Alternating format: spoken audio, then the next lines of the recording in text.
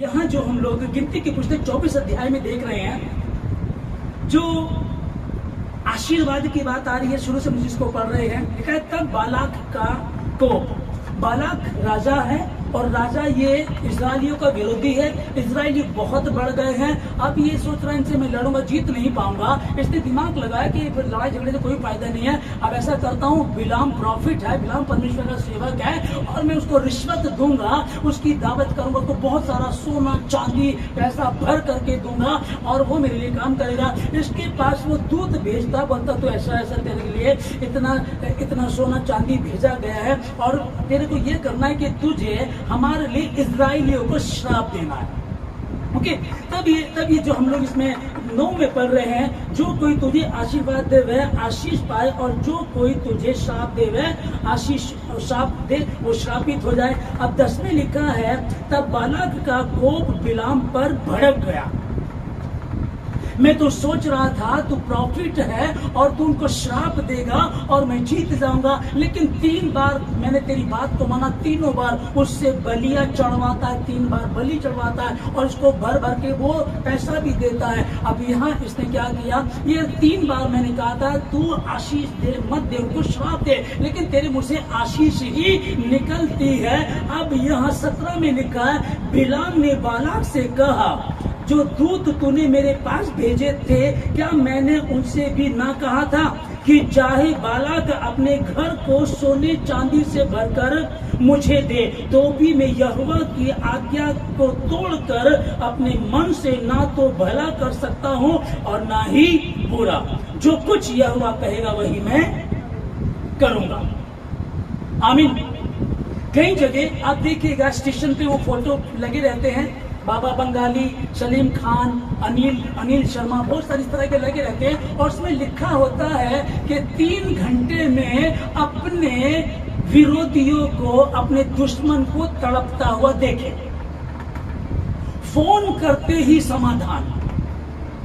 वो अच्छी की बात नहीं कर रहे हैं। और सबसे नीचे सबसे मेन हेडिंग में लिखा होता है कि प्यार में धोखा खाए हुए एक बार जरूर मिले, एक बार जरूर फोन करें, एक बार जरूर संपर्क करें। वो क्या कर रहे हैं, अभी देखिए, प्यार में धोखा खाए हुए। अरे जब एक ही बिरादरी है, दोनों पढ़े लिखे हैं, अच्छे हैं, उनके रिश्ते में बाधा आ सकती है क्या? बाधा किस में आएगी?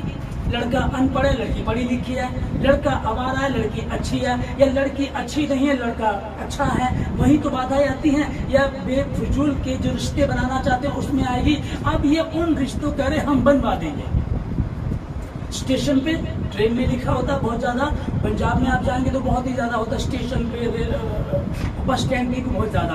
तो वो बोल रहे हैं कि अपने दुश्मन को फोन करते ही 1 घंटे में या 3 घंटे में तड़पता हुआ अपनी आंखों के सामने देखे।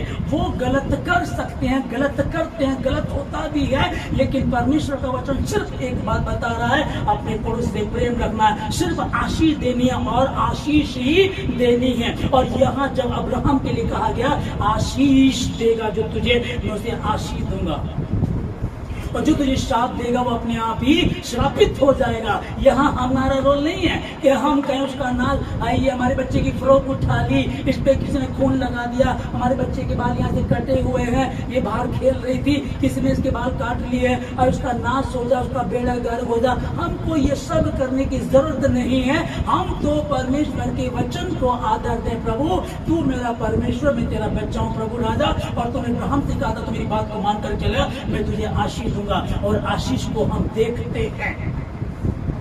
उसके दिमाग में बात डर आ गया था कि मेरी पत्नी को रख लेंगे, मुझे मार डालेंगे। उसने झूठ बोल दिया तो भी परमेश्वर ने उसकी सहायता की। और यहाँ बालाक जो राजा था वो गुस्सा हो गया। बिलाम प्रॉफिट कह रहा है कि ना भाई, आशीष देने ही के लिए मुझे परमेश्वर ने ठहराया है और मैं आशीष ही दूंगा, जबकि वो आशीष दे चुका है। आमीन।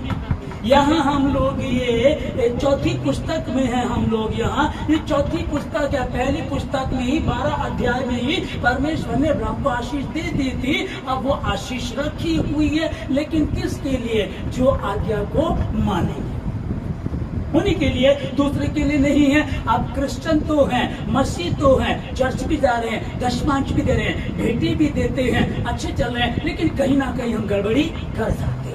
तो जो गड़बड़ी करेगा उसके साथ दिक्कत हो जाएगी, बचा नहीं सकता कोई भी, क्योंकि परमेश्वर का वचन इफिसियों 2 का शुरू में हम लोग पढ़ते हैं, जिनमें तुम पहले इस संसार के हाकिम के अनुसार, जब तुम प्रभु को नहीं जानते थे, मसीह में नहीं थे, जिनमें तुम पहले इस संसार के हाकिम सरदार के अनुसार चलाए चलते थे, वो आज भी मसीह में होने के बाद भी आज भी कार्यशील है, आज भी वो काम करता है, क्योंकि उसको इस बात से मतलब नहीं है तुमने कौन सा टैग लगा रखा है, मैं मसीह हूँ, मैं अब्राहम का हूँ, मैं यीशु का हूँ, इसका कोई फर्क नहीं पड़ता उससे। उसमें एक बात का फर्क पड़ता है, सावधानी हटी, दुर्घटना घटी। जब तुम गलती करते हो, पानी को जाल में घुसने के लिए एक छोटा सा होल चाहिए, छोटा सा छेद चाहिए।